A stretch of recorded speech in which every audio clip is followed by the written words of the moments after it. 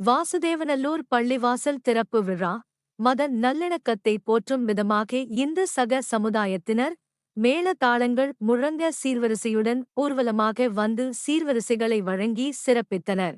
தென்காசி மாவட்டம் வாசுதேவநல்லூரில் புகழ்பெற்ற பழமையான ஜும்மா பள்ளிவாசல் புதுப்பிக்கப்பட்டு அதன் திறப்பு விழா இன்று நடைபெற்றது. வாசுதேவநல்லூர் சுற்று வட்டார பகுதியைச் சேர்ந்த அனைத்து இந்து சமுதாய பொதுமக்களுக்கும் பள்ளிவாசல் நிர்வாகிகள் சார்பில் அழைப்பு விடுத்திருந்தனர்.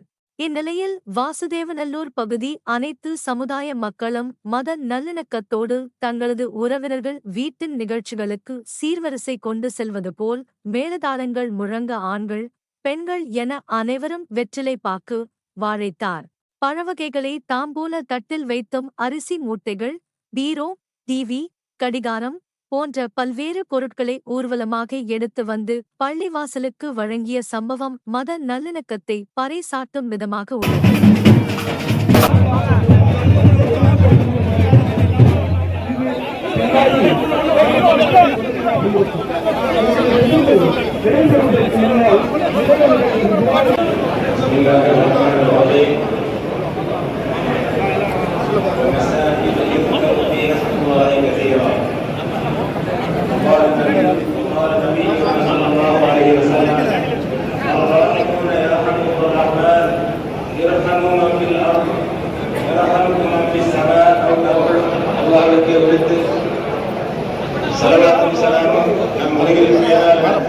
கண்மணி நாயகம் முஹம்மது ரசூலுல்லாஹ் ஸல்லல்லாஹு அலைஹி வஸல்லம் அவர்கள் மீதும் சஹாபாக்கள் பெரியவர்கள் நாதாக்கள் நம் யாவரின் மீது உண்டாவதாக. பேரன்புமிக்க பெரியவர்களே, மேடையில் வீட்டிருக்கின்ற தலைவர்களே, சமுதாய பெரியவர்களே, இங்கே வந்திருக்கின்ற சகோதர சகோதரிகளே,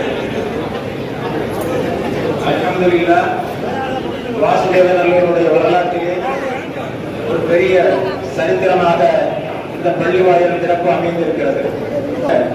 சகோதர சமயத்தை சார்ந்தவர்களும் இது 12 காலமாக தமிழகத்தில் இருக்கிறது. அதன் அடிப்படையில் அடுத்தவர்களோடு இணங்கி வாழ்வதை, சேர்ந்து வாழ்வதை, இறங்கி வாழ்வதை பிரியப்படக்கூடியவர்கள். உலகத்திலே எங்கு சென்றாலும் அமெரிக்காவுடைய அந்த நாடு